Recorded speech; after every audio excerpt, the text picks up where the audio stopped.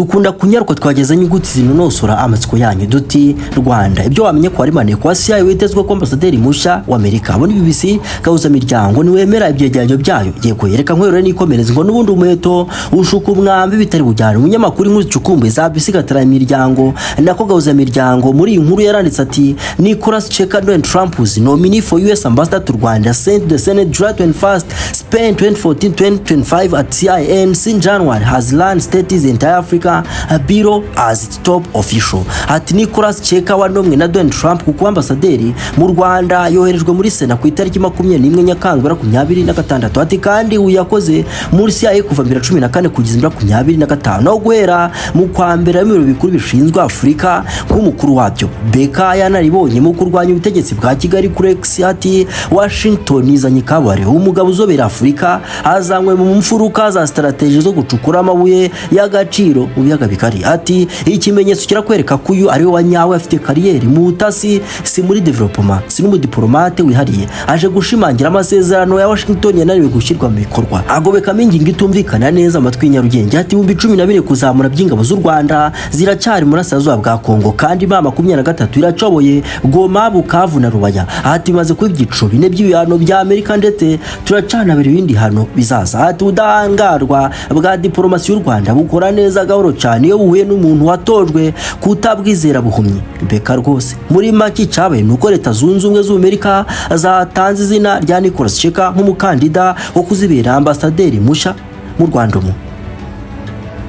Ubwo kandi nimvuga gutanga humve ko ari proposal atari umushinga wemejwe ku buryo Cheka azahitaza mu nshingano mu Rwanda. Mbese perezida wa Amerika Donald Trump yashikirije iri zina Nicholas Cheka Sena ku itariki ya 21 Nyakanga 2026 ko byumvikana nuko mbere yuko atangira inshingano Cheka agomba kubanza kwemezwa na Sena ya Amerika. Abazi bya politiki barabyumva ko ari gaki gitekerezo cya perezida cya kwimwa agaciro. Uyu mutasero naramuka yemejwe azasimbura Eric Nidra wari ambasaderi wa Amerika mu Rwanda kugeza muri Mutarama 2026. Uyu yaramaze imyaka hafi atagarariye Amerika mu Rwanda. Abakurikirana hafi ibya politiki za Trump barabona neza ko bishimangira politiki ndende zu Trump zo kubona mu y'agaciro mu isi hose ku neza cyangwa ku nabi.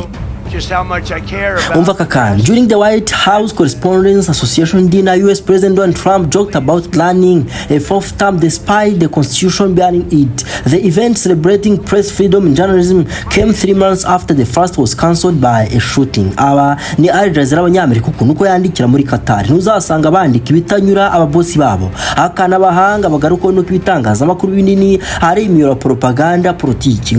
Ngo ahane abanyapolitiki batangira ibitekerezo bitavugwa rumwe cyangwa se buva byazateza imidugaro baramutse babikoze bityo barabanza bakabinyuza mu nyamakuru binini byabo rubanda bakabimenya nuko byaza bikaba byaragabanyije ubukana. Abati abantu badatunguwe ntibaba bakirwanyije icyo kintu kibatunguye.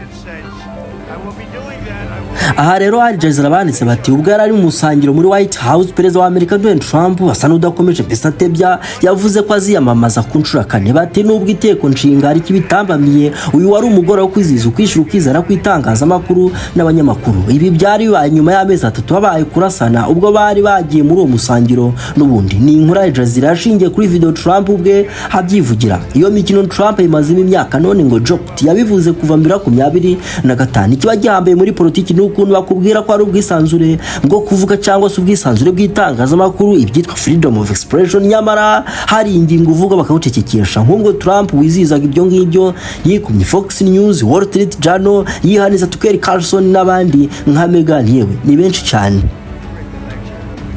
Nkwibutse i Kigali bamwe barahunga abandi bakibutswa ko ari imirongo batumva neza, nyamara politiki ivuga ko hari uburenganzira bwo kuvuga ibintu uko byumva. Ubanza ubwo freedom of expression ari ukuvuga ibyo ushaka ariko bishimisha Trump. Dore no kuvuga ku mafoto cyangwa video ya DJ Sonia yishiriye hanze barabikuryoza karagaciyemo ntagira unyuzamo ikijisho ngo aryo asuyemo ahubwo twakomeje kuri manda ya kane ya Trump kugira ngo mve neza imirongo migara afite yo kubara Amerika indi manda ndetse akanobura isi umurongo hatwaye misi umurongo w'igitugu nako hagato kamirwa na kane n'umurongo, aho udatunze ahenwa n'umukire. Ibaze kuzugatura perezida w'igihugu kamutwara muri butu kamusimbuza ushaka, warangiza ukagaya biwacu ngo ni abanyagitugu. Umunyarwanda ati umunnyi azirundi, kandi kuko umugogo wundi urabangama. Trump rero arashaka kohereza Maneko Kabare muri East Africa ngo abashe kugenzura leta ya demokarasi ya Kongo. Abahanga bati yamaze kubona ko kuvana za bidatunganyije muri Kongo akajyana muri Amerika yabahenzwe, bityo agomba kubanza kwitunganya kugera runaka akabona kwitwara muri Amerika. Aho kwitunganyiriza nta handi yakwizera hatari Kigali. Strategy ni ukuzana umutasi uzakurikirana iyo zahabu n'andi mabuye Kigali bigatunganywa, maze agakurikirana process yo kuyavana mu Rwanda ayohereza muri Amerika. Mu yandi magambo, uyu Ambasaderi ahubwo ntitubavayiza, ni kapita, ni mediator kandi ibyo kuba ari umutasi akaba agizwe umudiplomate nta cyane cyangwa se igitangaje kibirimo, kuko nk'ubwo u Rwanda rwo rwagize Ritade Letona General Manuel Karenzi Karake umudiplomate, nibyo kubu Karake na Ambasaderi w'u Rwanda mu Bushinwa. None se z'intyoza nako imbangukira gutabara oya ntizikabezo, n'imbangukira kuvugira kuyamaraza X nk'abasamwe Rebecca bumva koko kuba Nicolas Cheka ari umutasi ari agasha. Uyu Karenzi Karake yari umutasi umwe mu bakuru mu Rwanda imyaka myinshi, none ibyo byabisobanuye ku Rwanda rugiye gutata Ubushinwa. Bibaye byose byabitwaye igiko u Rwanda narwo rwatatwa na Amerika. Nibyo rwose guhuza ingingo nka ziriya zagoma n'u Rwanda warangiza ukarambika umutasi, byumvikana nk'igitekerezo kiremeye, ariko ntibikigira igitekerezo cyiza cyangwa se cyariye ukundi. Reka dusoreze ku tuntu tundi tuvuge kuri nyakubahwa Yoranda Makoro, umuvugizi wa guverinoma y'u Rwanda. Madamu Yoranda Makuru yavuze ko u Rwanda rutemera kandi rwamagana imikorere y'urukiko mpuzamahanga mpanabyaha ICC. Yakomeje asobanura ko urukiko rugaragaramo kubogama, gutoranya imanza no kunza inshingano, ndetse ko rwagiye rukoreshwa mu kwibasira abanyafurika mu buryo budakwiye. Ibi Makuru bigarutseho ku itariki ya 24 Nyakanga 2026 asubiza umusesenguzi w'umunyamerika Cameron Hudson waravuze ko u Rwanda ari urugero rw'igihugu cyungukiye mu mikorere ya ICC. Niwumva ICC wumve Sena ya Amerika mu buryo buziguye. Ibaze ko iyo Sena idashobora kwemera ko Netanyahu afatirwa muri Amerika, nyamara ICC yaramushyiriyeho impapuro zo kumufunga igihe cyose ngo yasohoka Israel. Yewe na meya wa New York yabikinnye theatre politiki avuga ko azamufata nagira inyoka, ariko Sena imyibutsa ko agomba gucira kuko ngo birarura cyane. Mu yandi magambo, ntacyo ICC ivuze kizima ku Rwanda, nta n'ikiza kuko Sena ya Amerika agenera u Rwanda. Ahubwo Ambasaderi tumwakirane yombi cyane ko n'ubundi nta handi hari Amerika agejeje ikiza runaka. Mu gihe turindi icyo Sena ya Amerika yemeza ikizava muri ndetse n'icyo Trump azakoresha akabona indi manda, mufuke n'ubuzima buzira umuze. Iri ni ijwi rya diaspora rivugira mu byaro bya Indiana. Ngiye umvaga ndirakoze mwene hozagara inshuti y'inyuguti. Dure muri video zakunzwe kurusha izindi.